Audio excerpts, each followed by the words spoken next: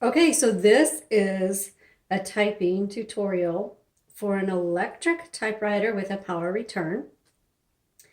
It is a 1960s Smith Coronet Automatic 12. 12 is that it's got the longer carriage, which comes in handy if you want to put in larger pieces of paper or put your paper in landscape, portrait.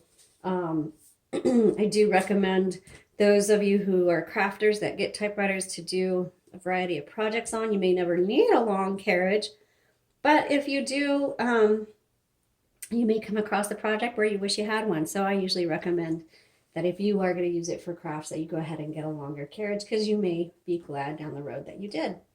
Okay, so let's take a look at this. I will assume you don't know anything about it.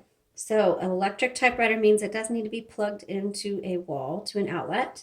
There's no batteries or chargers or anything like that on it. Back here is the carriage. This is where we're going to put the paper in. Right here is a paper holder if you want to use that. To set your margins, you press down on these white tabs and you just move them, scooch them to wherever you want. On the right side, you'll see a little metal tab. This is a paper guide.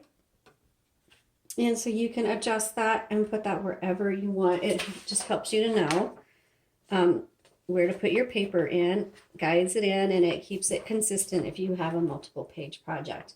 So to insert your paper, you put it right here behind this metal bar and before the ruler.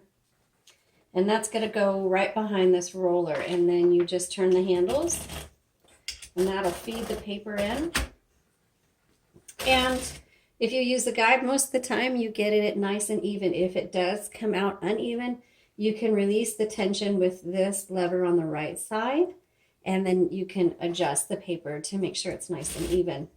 Now, typewriters, they don't automatically return. You have to do that either on this particular typewriter with a power return.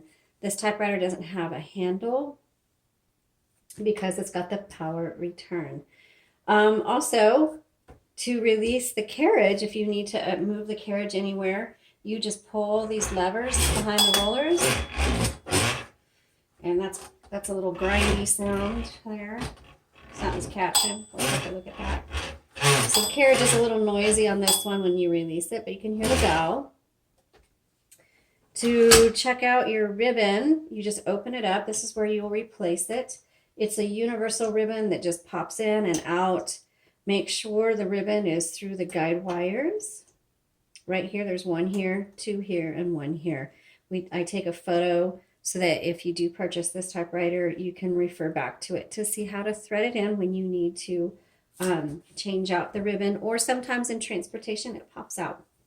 Make sure black is on the top, red is on the bottom. And then also when you get to the end of the spool, some typewriters will automatically reverse and some will lock up on you, or the font's going to get really faint.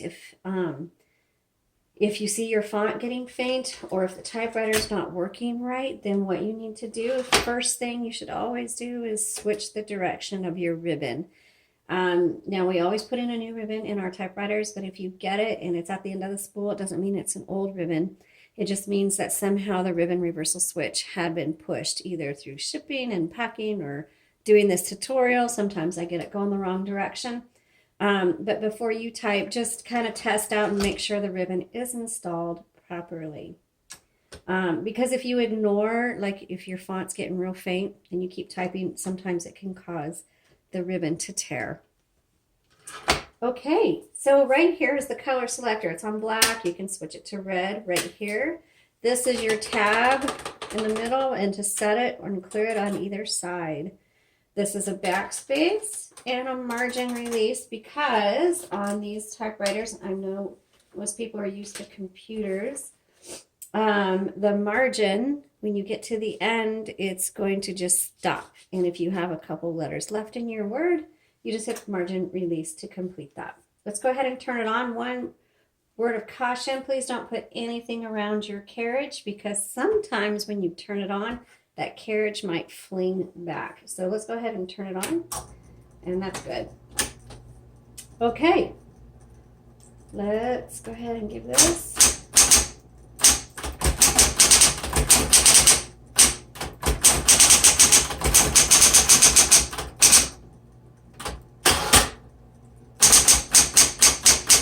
For those of you who are beginners or you have young children that are wanting to type, an electric is a really good option because it's so much easier to type than on a manual. Manuals, you really have to put a lot of effort in and push it far down, and it's a completely different feel than a computer, whereas an electric, the keys are, you don't need nearly as much pressure. It's much more, it's similar to using a computer keyboard.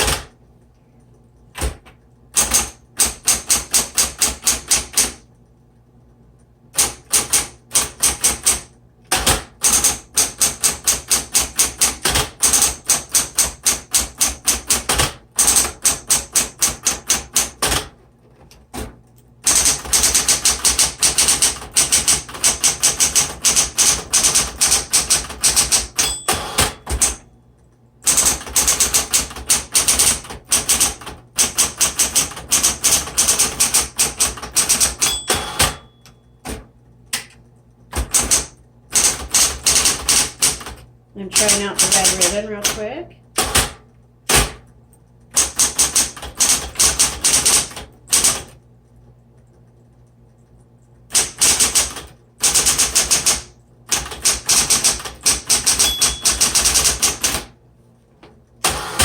Okay, so you can see that here. This works really well.